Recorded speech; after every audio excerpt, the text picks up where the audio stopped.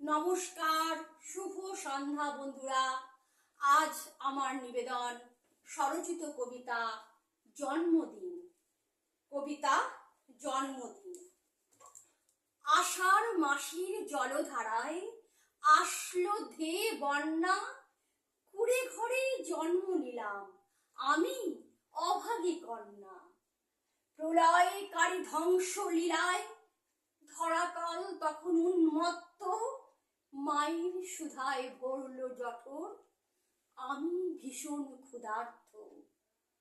মুষ্টিবদ্ধ হাতে তখন পৃথিবী জয়ের হাসি, আমি শ্রেষ্ঠ, আমি রাজা, অতীতকে ভুলে বসি।